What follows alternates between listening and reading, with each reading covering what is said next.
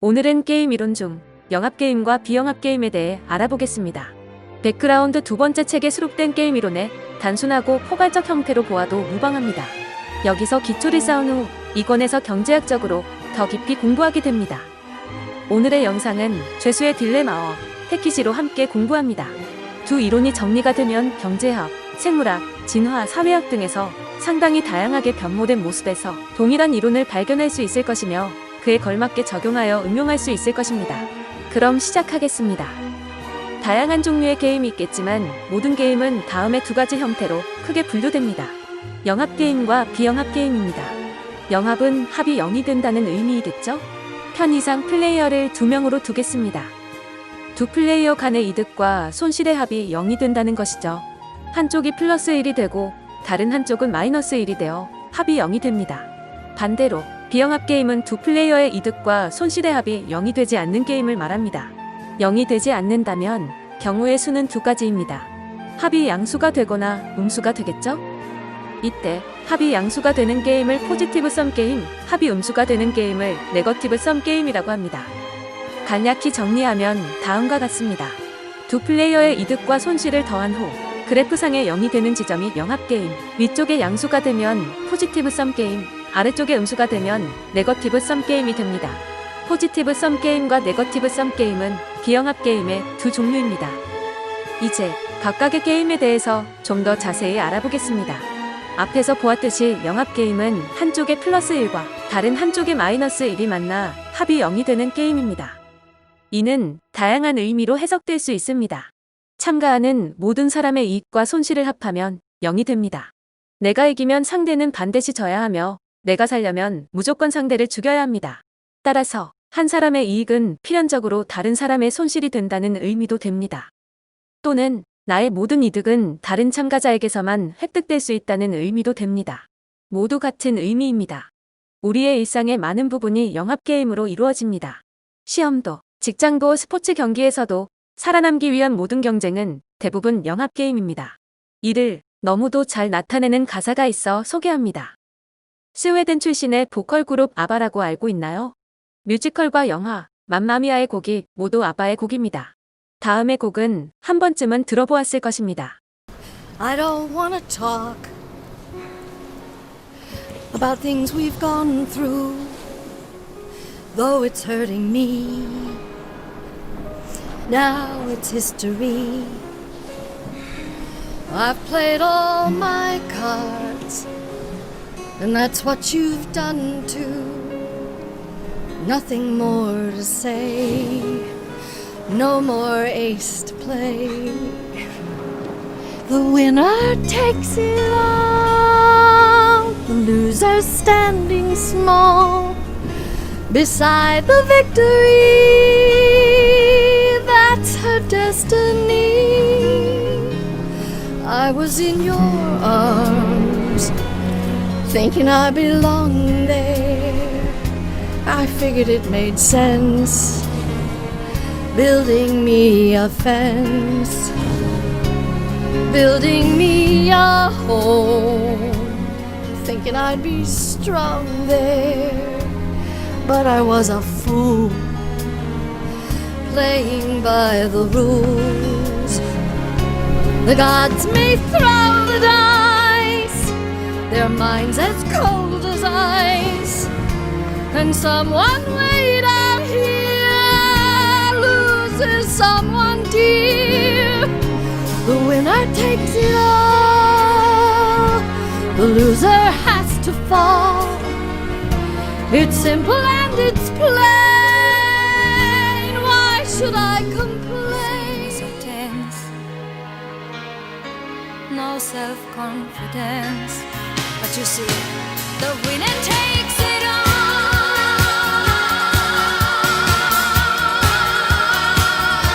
The winner takes it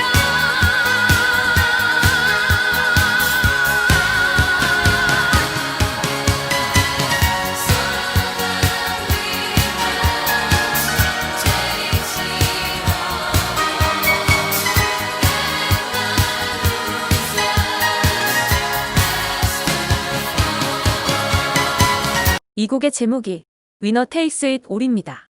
승자가 모든 걸 독식한다는 뜻이죠. 바로 무한 경쟁을 의미합니다. 고전 경제학의 아버지 아담 스미스에 따르면 사회는 각자의 이익, 즉 이기심과 사익을 중시하는 집단으로 구성되어 있습니다.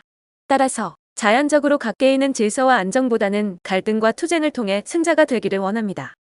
여기서 한 가지 중요한 점을 지적하고자 합니다. 영합게임이 성립하기 위해선 필요한 심리적 조건이 한 가지 있습니다. 무엇일까요? 하나의 목표와 대상을 성취하기 위해 경쟁할 때 두 플레이어 모두 이 목표와 대상에 동일한 가치를 두어야 한다는 것입니다.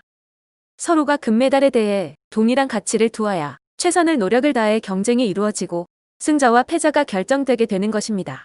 나는 금메달을 원하는데 상대가 은메달을 원한다면 경쟁 자체에 모순이 발생하여 영합게임은 이루어지지 않습니다. 다시 말해 서로가 케이크, 승리, 합격, 입사 등의 동일한 가치를 부여할 때 게임을 시작할 조건이 충족되는 것입니다. 무슨 뜻인지 알겠죠? 비영합 게임은 합이 0이 되지 않는 게임입니다. 그중 합이 양수가 되는 게임이 포지티브 썸 게임입니다. 영합 게임과는 달리 한쪽에 플러스 1과 다른 한쪽에 마이너스 1이 만나 합이 양수가 됩니다. 수학적으로는 불가능하나 게임 이론에서는 가능합니다. 둘 모두 승자가 되는 것이죠. 조화 게임이라고도 불리는 포지티브 썸 게임은 사익을 추구하는 개인들이 합리성을 발휘할 경우 개인들 간의 상호협력이 발생할 수 있다는 것입니다. 그로 인해 한쪽이 이득을 얻게 되어도 다른 쪽도 여전히 이득을 얻을 수 있습니다. 상호 경쟁이 상호협력이 된 것입니다. 교육 분야가 대표적인 예라 할 수 있습니다. 물론 시험과 입시 결과는 당연히 영합게임이지만 공부하는 과정에서는 비영합게임이 작용할 수 있습니다. 예를 들어 우리가 수업 시간에 함께 공부를 할 때 합이 0이 될까요? 원장님은 플러스 1이고 학생들은 마이너스 1이 되어 집에 가는 걸까요? 그렇다면 누구에게 무언가를 배운다는 것은 불가능합니다. 가르치는 사람과 배우는 사람의 관계는 경쟁 구도가 아닙니다. 학생들은 무언가를 배우게 되고 원장님도 수업을 준비하는 과정에서 너무도 많은 것을 배웁니다. 서로가 힘을 합쳐 더 밝은 미래를 만들어 나간다면 이는 포지티브 썸 게임입니다. 이를 우리는 윈윈 전략 또는 시너지 효과라고 부릅니다. 이건의 내용을 잠시 다루면 상대방이 선택을 바꾸지 않는 상황에서 내가 선택을 바꾸지 않는다면 상호협력에서 내시 균형이 유지됩니다. 지금부터는 유튜브 게임 이론을 참고하기 바랍니다. 영상을 따오겠습니다. 사슴 사냥 게임은 서로 양보하고 협력하면 토끼보다 사슴과 같은 더 큰 이익을 얻는다는 협동의 중요성을 강조하는 경제학 용어입니다. 사슴 사냥 게임은 18세기 프랑스 계몽주의 철학자 장 자크 루소의 저서인 인간 불평등 기원론에서 비롯된 것으로 한 사냥꾼이 토끼를 발견하고 자신의 이익만 챙기려다 많은 사람들이 배까지 채워줄 수 있는 사슴을 놓친 것을 풍자한 내용입니다. 또한 안전과 사회적 협력 사이의 갈등 관계를 설명하기도 합니다. 이야기는 이렇습니다. 두 명의 사냥꾼은 각각 토끼나 사슴을 잡을 수 있어요. 각 사냥꾼은 상대편의 선택을 알지 못하고 하나의 행동만 선택해야 해요. 만약 한 사냥꾼이 사슴을 잡고자 한다면 그는 성공률을 높이기 위해 파트너와 협력을 해야 한답니다. 토끼는 홀로 사냥할 수 있지만 토끼는 사슴보다 가치가 떨어지죠. 이러한 이유로 인간 세계에서는 사회적 협력이 중요합니다. 다시 말해 이 이론은 힘을 모아 사슴을 사냥하는 것이 최고의 효용을 가져다 줄 수 있으며 결국 이를 통해 상대와의 대립이 아닌 협력을 통해서만 서로의 이익을 극대화할 수 있다는 것을 강조합니다. 장자크 루소의 인간 불평등 기원론에 수록된 사슴 사냥 게임이 대표적인 포지티브 썸 게임이며 상호협력의 중요성을 강조하고 있습니다. 합이 0이 되지 않는 게임 중 합이 음수가 되는 게임이 네거티브 썸 게임입니다.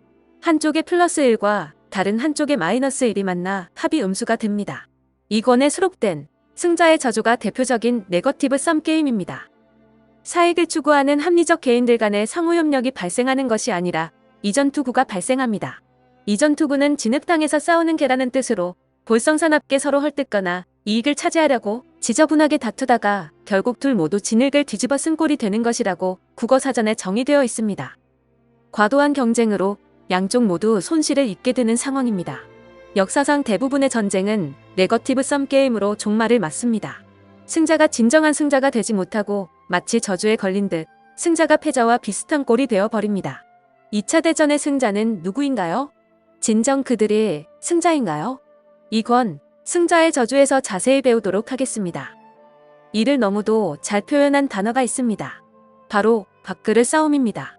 뉴스와 매체를 통해서 익히 들어보았을 것입니다. 서로가 기득권을 잃지 않겠다고 난리 부르스를 치며 이전 투구를 벌이다가 결국 소모적인 힘겨루기에 둘 모두 패배하는 싸움을 우리는 주위에서 너무나도 많이 볼 수 있습니다. 이 권에 수록된 맵팝게임과 치킨게임이 대표적인 네거티브 썸게임입니다. 치킨이란 명칭은 두 사람이 충돌을 불사하고 서로를 향해 차를 몰며 돌진하는 1950년대 미국 젊은이들의 게임에서 유래됩니다. 제임스 딘 주연의 이유 없는 반항에서 잘 묘사되어 있습니다. 둘 중 하나가 차의 핸들을 꺾지 않으면 결국 둘 다 죽게 됩니다. 만일 둘 중 하나가 핸들을 꺾으면 다른 운전자는 승리자가 되며 둘 다 죽을 이유도 사라집니다. 이 경우 핸들을 꺾은 사람은 치킨이 되는데 치킨이 겁쟁이를 뜻하기 때문입니다. 얼핏 보면 영합게임이라 할 수 있지만 경쟁 자체의 비효율성과 무모함을 좀 더 강조한다는 점에서 네거티브 썸게임으로 분류된 듯합니다. 영합게임과 비영합게임을 거대사적 관점에서 인류 진화와 연관시켜 보겠습니다.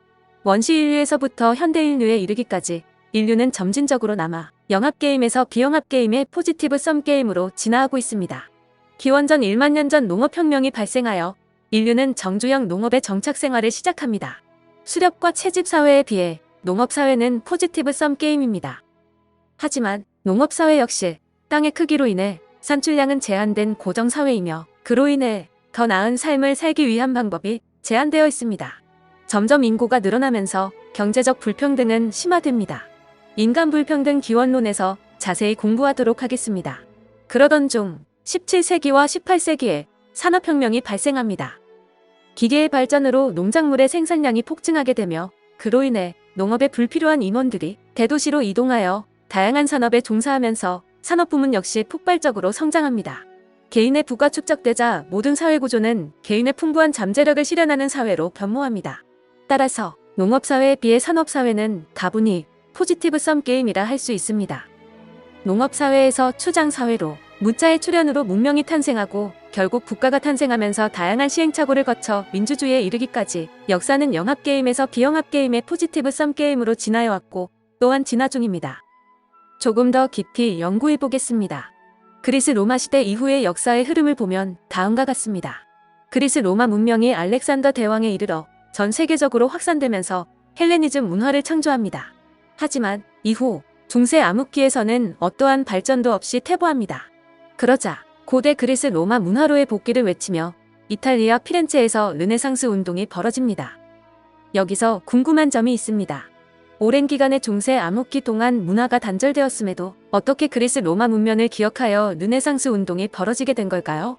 바로 다문화의 교류로 인해 그리스 로마 문명이 타 문명에서 기억되고 있다가 르네상스 때 원형에 가깝게 복원된 것입니다. 이후 계몽주의에 의해 인간 이성의 축으로 자유의 빛을 듬뿍 받습니다.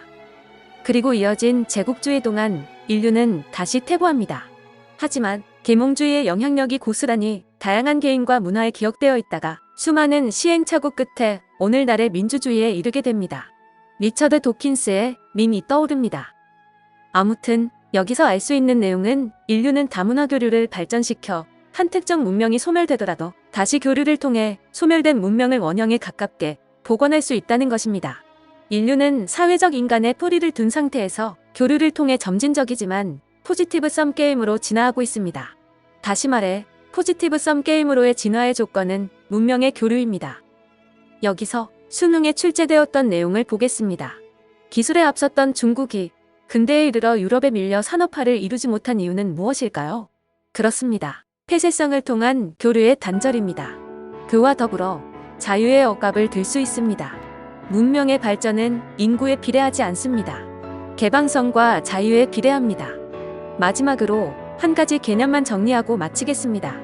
비영합 게임과 포지티브 썸 게임, 네거티브 썸 게임을 좀 더 쉽게 적용하기 위한 꿀팁을 알려주겠습니다. 최초의 영합 게임이 아니면 무조건 비영합 게임입니다. 이후 비영합 게임을 중립적 상황으로 보는 것이 적용에 편의를 줍니다. 일단 비영합 게임이 되면 중립적 입장으로 보고 언제든지 포지티브 썸 게임과 네거티브 썸 게임으로 발전할 수 있는 가능성을 열어두어야 합니다. 포지티브 썸 게임으로 시작했어도 이전 투구가 발생하면 언제든지 네거티브 썸 게임으로 전락할 수 있으며 네거티브 썸 게임에서 시작했다 하더라도 상호협력 관계가 발생하면 언제든지 포지티브 썸 게임으로 탈바꿈될 수 있습니다. 1권에 수록된 과학의 가치 중립성에서 알 수 있듯이 최초의 과학은 비영합 게임으로 분류되어 중립적 입장을 가진다고 볼 수 있습니다. 핵융합 기술 자체는 아직 그 무엇으로도 발전되지 않은 과학 그 자체의 중립적 상태입니다. 여기에 상호협력이 발생하여 더 나은 미래를 위해 핵을 에너지로 잘 이용하게 되면 모두가 상생하는 포지티브 썸 게임이 되지만 이전 투구가 발생하여 서로가 서로를 죽이기 위해 핵무기로 사용하면 결국 아무도 살아남지 못합니다. 그렇기에 과학 그 자체는 가치 중립적 성향을 띠고 있으며 과학이 올바른 길로 가도록 이끌어주기 위해 철학과 윤리가 있는 것입니다. 상당히 중요한 내용입니다. 오늘은 게임 이론 중에서 영합게임과 비영합게임에 대해 알아보았습니다. 결국 비영합게임 사이에 영합게임이 중간에서 계속 걸리게 되는데 너무 애매한 사례는 경제학자들에게 맡기고 우리는 분명히 드러나는 예를 통해 확실히 개념만 정리하게 바랍니다. 수고하셨습니다.